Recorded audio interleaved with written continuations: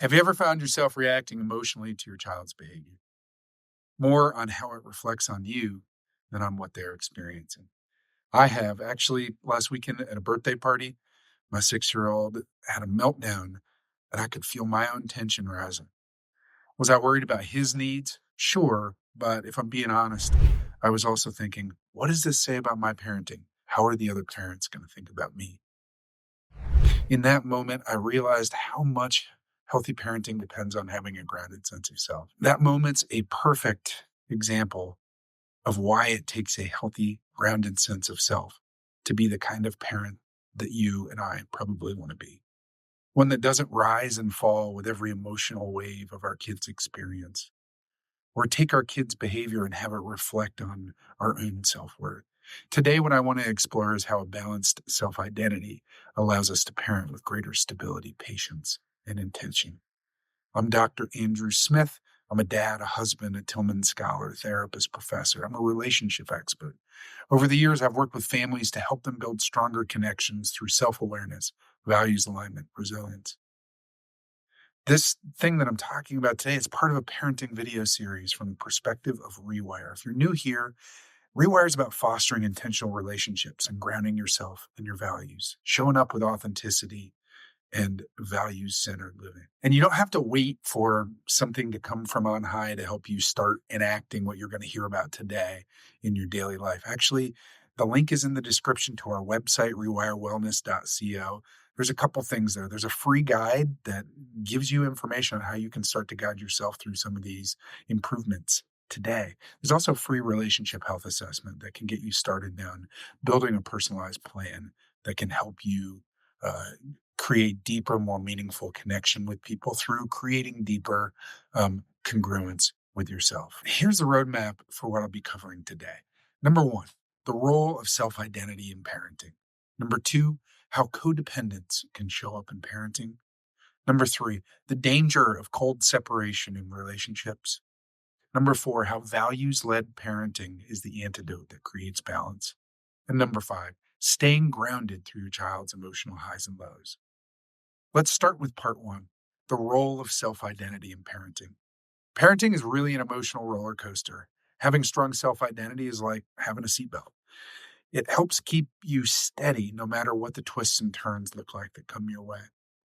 When we have a healthy sense of who we are and what we value, we're more resilient in the face of our child's emotional ups and downs. Instead of reacting impulsively, for example, we can offer calm, steady support. This stability is critical to model for our kids. It's critical for their own emotional self regulation. When they see us handle tough moments with patience and composure, they learn to trust us. And eventually they learn to trust themselves. Through the Rewire approach, we encourage parents to align their choices with their core values, with their goals. This creates a foundation for parenting decisions that prioritizes long-term growth, both for the parent and the child, over immediate satisfaction or immediate emotional reactions. So let's move to part two, how codependence can show up in relationships. I want to start by saying codependence is all about what it looks like to lose yourself in relationships. Codependence is something that most parents struggle with on some level, and it often comes from a place of love and care. It's natural to feel deeply connected to your child and want to protect them from pain, discomfort. However, codependence occurs when a parent's sense of self becomes too tied up with their child's emotions, achievements, outcomes, approval. For parents, this can show up in a couple of different ways. I'll lay those out three ways, really, that I see. Number one, a need for validation. Feeling like your worth as a parent is tied to your child's happiness or success. Number two, difficulty tolerating discomfort. Struggling to see your child being upset or failing, which leads to an urge to fix things and helicopter in. Number three, overstepping boundaries. Taking on your child's emotional struggles as if they were your own. None of this makes you a bad parent. It makes you human. Parenting is emotional, and the line between empathy and over-identification, it can blur pretty easily. The trick isn't avoiding this in your life. The trick is seeing these patterns when they come up, calling them out, and finding ways to recalibrate. Recognizing codependence, it can be hard, it can be painful, Sometimes it's best done with the help of a therapist or through intentional self reflection using tools like what we offer here at Rewire. I want to encourage you, though, down that path. If you see yourself in any of those three things, needing validation, difficulty tolerating discomfort, and overstepping boundaries to take charge of your child's emotional struggles as if they were your own. The reason that I encourage you that is that they have an impact on our kids. When we step in too often to shield our kids from struggle, we unintentionally prevent them from sharing critical skills like emotion self regulation, problem solving, resilience, a sense of their own competency, and place in the world. So, for example, let's use this. If a child faces rejection from a peer, pretty common thing that happens in growing up, a codependent response might look like immediately soothing their emotions or intervening to fix the situation. While this brings temporary relief, it teaches the child that they can't handle these emotions or situations on their own. A healthier response might involve acknowledging their feelings. I know that hurt, and it's okay to feel sad, while encouraging them to think about how they might navigate the situation in the future. So, I want to actually draw this out, just a very simple picture of what codependence visually looks like. This is two people overlapping extraordinarily, where one begins and the other one begins or ends uh, is blurry. So that when one person is struggling immensely, the other person is also struggling immensely.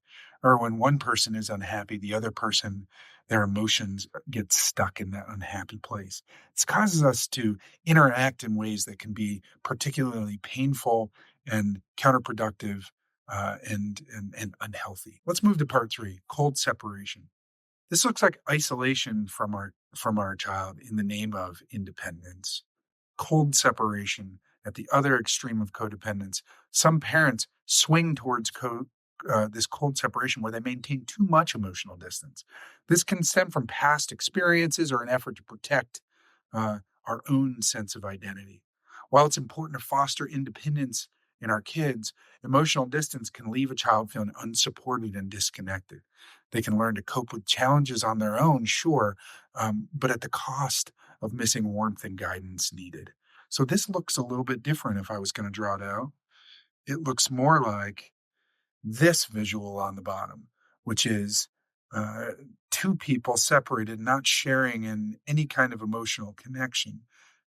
Oftentimes, what I see, because this is such a painful and overwhelming state to be codependent, we shift from this to this, from emotional codependence to cold separation as a means of protecting and sort of recalibrating, in a way, the ways that we relate with our kids because we see or experience the pain of this codependent approach. So I think they're actually kind of interrelated in that way. So let's now shift towards a balanced approach.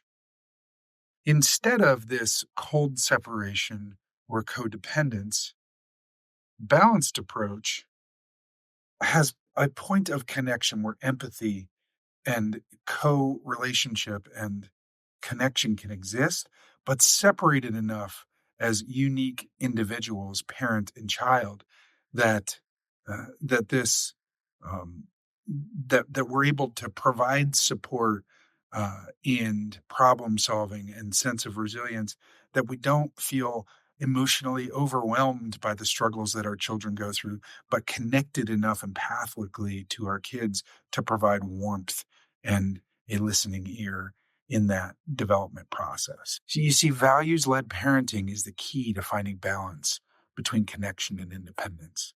The approach asks, what kind of parent do I want to be, and how do I want to act in alignment with that vision? For example, if your child's struggling with a tough school project, a values led response might involve offering gentle encouragement without jumping in to do the work. You might say, I know this feels overwhelming. I know you're capable too. Let's talk through next steps. Let's break this down into smaller pieces. This allows your child to develop resilience, problem solving skills while knowing that you're there to guide them. Again, I feel your pain. Your struggle is not my struggle, but I'm here to help you. I'm not overwhelmed by the problem that you're going through, and I'm also not unaffected by that problem. So, staying grounded and avoiding this emotional roller coaster. This is part 5. So, let's move on to part 5, staying grounded, avoiding this emotional roller coaster back and forth. Children experience emotions intensely, shifting quickly between joy, frustration, curiosity, disappointment. If we're not grounded in our own identities as parents, it's easy to get pulled along for their highs and lows.